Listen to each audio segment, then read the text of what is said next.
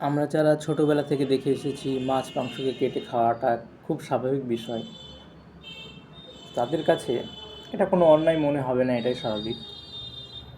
কিন্তু একটু যুক্তি দিয়ে দেখলে বোঝা যায় কোনো জীবিত প্রাণীকে, কোনো অ্যালাইভ প্রাণীকে, যার অনুভূতি আছে যে সে বেঁচে আছে, তাকে কেটে ফেলা, তার জীবন থেকে, সচেতন জীবন থেকে বঞ্চিত করা, এটা ভয়ঙ্কর অন্যায়। হয়তো এই অন্যায়ের কোনো শাস্তি নেই। তো এই প্রসঙ্গে অনেকে বলে থাকেন গাছেরও প্রাণ আছে, গাছকে কেটে খাওয়া উচিত না। কিন্তু বাস্তব তো এই যে গাছের ব্রেন নেই, নার্ভ নেই, গাছের সেই বেঁচে থাকার অনুভূতিটা নেই যে সে বেঁচে আছে।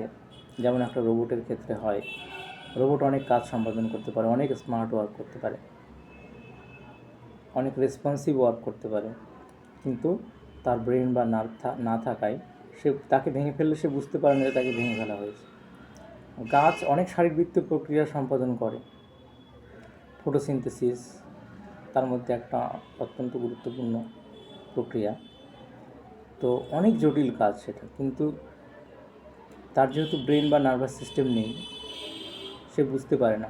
এবার সে তাকে আঘাত করলে সে রেসপন্স করে, কিন্তু সেটা শুধুমাত্র ফিজিওলজিক্যাল একটা রেসপন্স বা বায়োকেমিক্যাল একটা রেসপন্স, কিন্তু সেটা প্রাণীদের মতো যেরকম চেতনা সম্পন্ন সেটা গাছের ক্ষেত্রে নয়।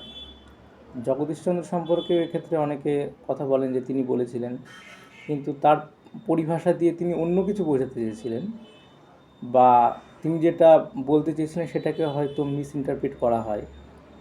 কিন্তু বাস্তব তো এই যে আপনি এখন রিসার্চ দেখবেন বা গুগল সার্চ করে দেখবেন যে গাছের মধ্যে এমন কোনো অর্গান নেই যে বুঝতে পারে যে তাকে মারা হচ্ছে, বা যে ফিল করতে পারে তার ব্যথা লাগছে, বা সে যে বেঁচে আছে বা তাকে কেটে ফেলা হলে সে মারা গেল, এটা সে বুঝতে পারে না।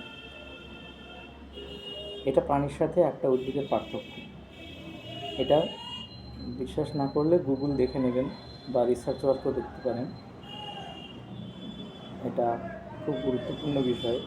অনেকে প্রাণী হত্যার সাপোর্টিভ কোনো ডকুমেন্ট দিতে, মানে তারা যে প্রাণী হত্যা করছে সেটা খুব স্বাভাবিক ব্যাপার, এটা বলে থাকেন যে অনেকে তো গাছপালা খেয়ে গেছে, তাদেরও তো প্রাণ আছে, কিন্তু এটা ঠিক নয়।